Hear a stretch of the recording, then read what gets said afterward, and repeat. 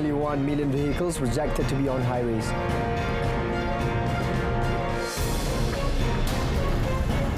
LTAT issues mandatory takeover offer for all remaining B Plan shares.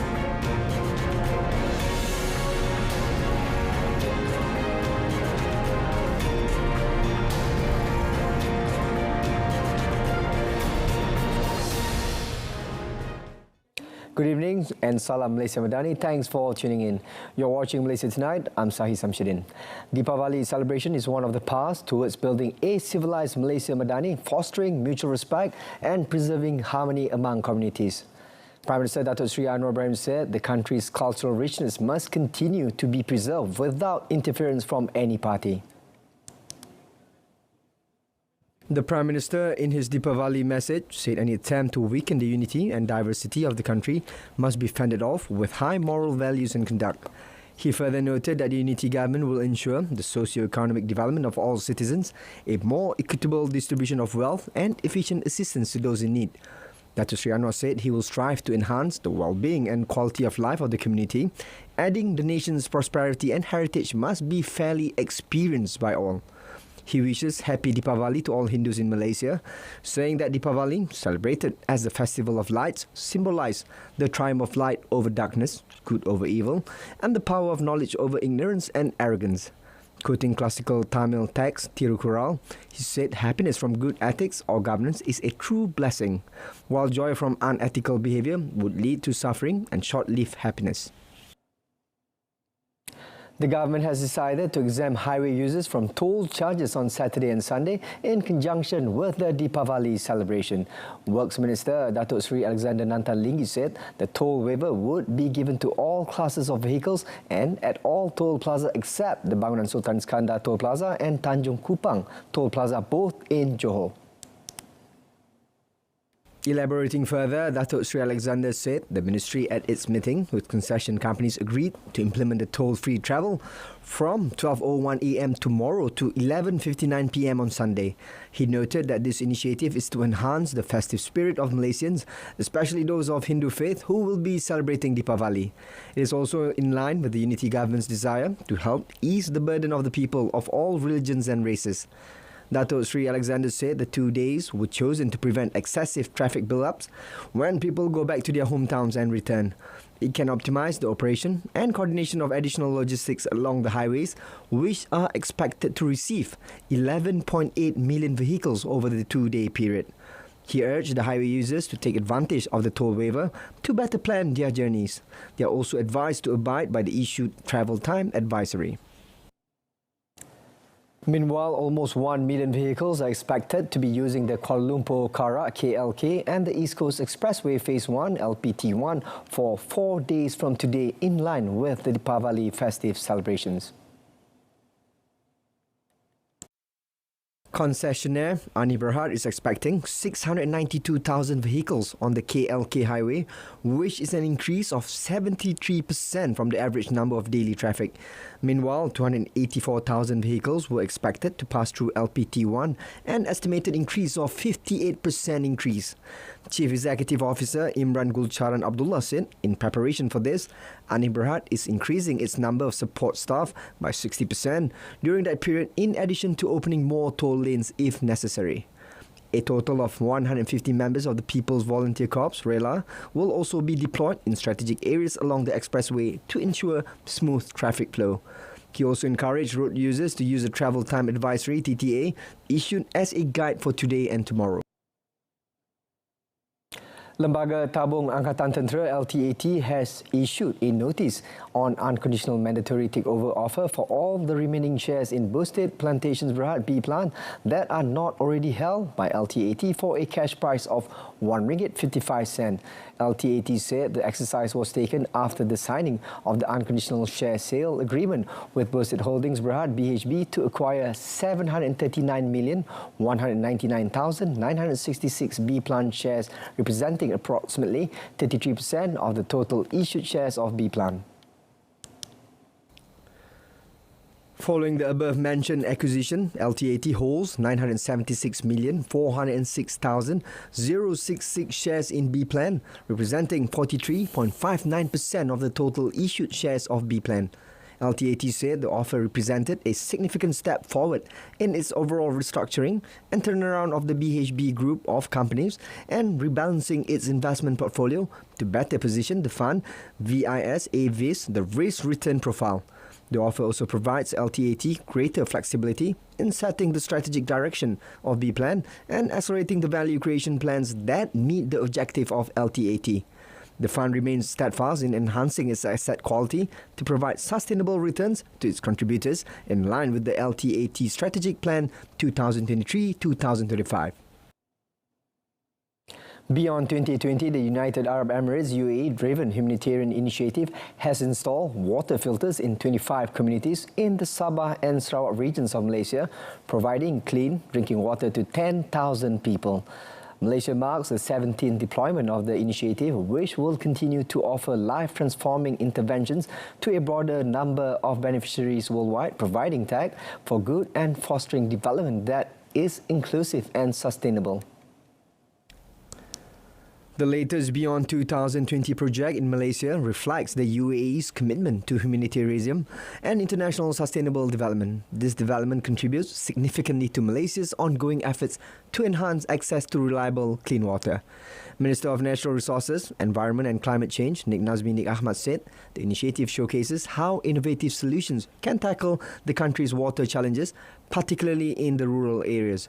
UAE Minister of Industry and Advanced Technology, Dr. Sultan Ahmad Al-Jaber said the UAE values the cooperation of the Malaysian government in implementing this initiative, which underscores the deep-rooted ties between the two countries.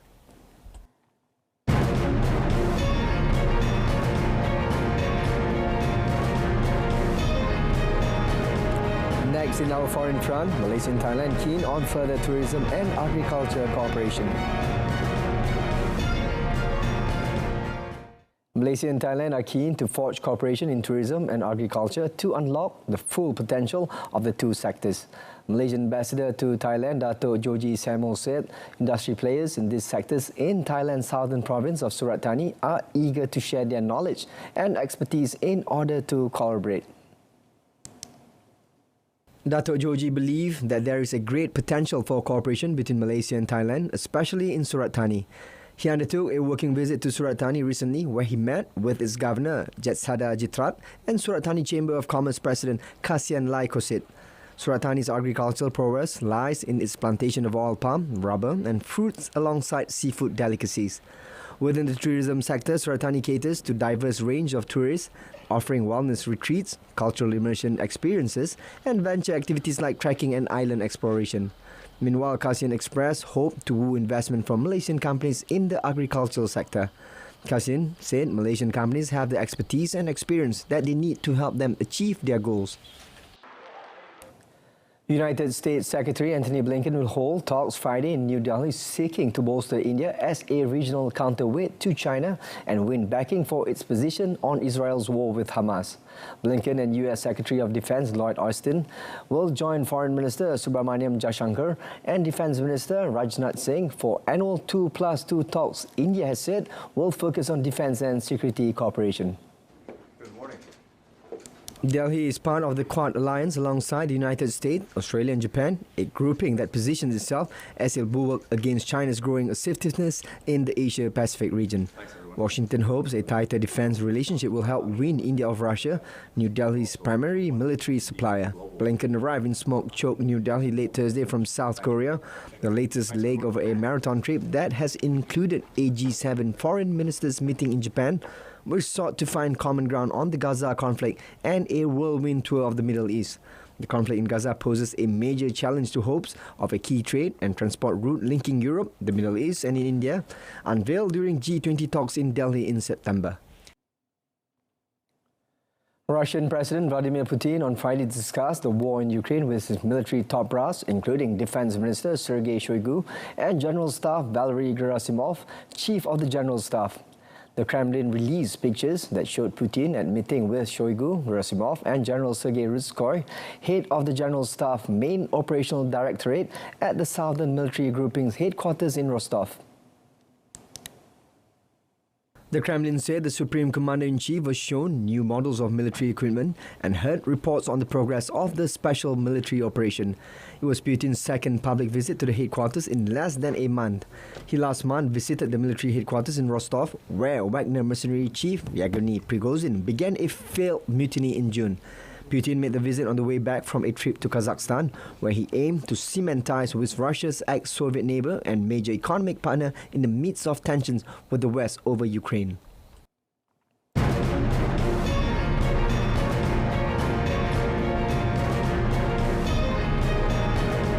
Still to come in sports, Burnley striker Lyle Foster out of action to recover from mental health issues.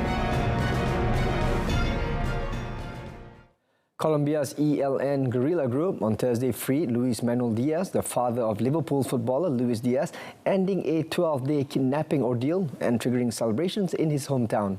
After days of negotiations for the handover, the rebels presented him to the humanitarian workers at an undisclosed location in the Serrana del Peria mountain range on the border with Venezuela. The elder Diaz, aged 56, and his caretakers then travelled by helicopter to the city of Valledupar, some 90 kilometres from his hometown of Barrancas in North La Guajira department, where he was abducted on 28 October. Exiting the helicopter, Diaz walked slowly and waved at reporters who were kept at a distance. According to Monsignor Francisco Ceballos, a member of the group that received him, Diaz spent 4 days walking when they detained him. When he was released, he was a little emaciated and tired. Earlier, as news of his release broke, relatives of the footballer and his father embraced tearfully in Barrancas, where they were gathered to follow the events. Diaz arrived hours later to neighbours, celebrating with drums and trumpet, music outside his home, which was under police guard. The ELN, which is in peace negotiations with the government and is party to a 6-month ceasefire that entered into force in August, has described the kidnapping by one of its units as a mistake. Burnley striker Lyle Foster will be sidelined indefinitely due to a recurrence of a mental health issue, according to the Premier League club on Thursday. Foster first spoke about suffering with depression in July and has reached out to the club again for support. Claret's manager Vincent Kompany said no time frame has been put on Foster's return to the team. The club also stated that the striker is currently in the care of specialists, giving him the support and care he needs to help him back to full health. Until then, they asked people to respect Foster's privacy, adding they will not be making any more comment until further notice. The 23-year-old has scored 3 goals in 8 appearances for Burnley this season and has earned 10 caps for the South African national team. The club are second bottom in the Premier League with 4 points after 11 matches and travel to Arsenal on Saturday. Paris Saint-Germain midfielder Warren Zaïre-Emery is set to become France's youngest international in 112 years after the 17-year-old was named by Didier Deschamps and the squad for the next round of the Euro 2024 qualifiers. He's the youngest player in the French national team since Félix Vial in 1911. S'il est là, c'est qu'il a tout à travers ce qu'il fait et à partir du moment où il le fait au PSG et que j'estime qu'il a le potentiel pour le faire au niveau international, comme je l'ai dit le mois dernier, même si je ne l'avais pas sélectionné, c'est un candidat pour évidemment le prochain championnat d'Europe, sans changer ce qu'il réalise après. Deschamps said the absence of Aurélien Tchouameni through injury did not necessarily affect the presence of Warren Zaïre-Emery. Tchouameni was injured playing for Real Madrid against Barcelona at the end of October. N'Golo Kante, the 2018 world champion who is now playing in the Saudi League, is also absent, although Deschamps said that doesn't close the debate. France, who have won all 6 of their qualifiers, face Gibraltar on 18 November before travelling to Greece on 21st November. Now for the next segment of our bulletin on the table. Brendan, over to you.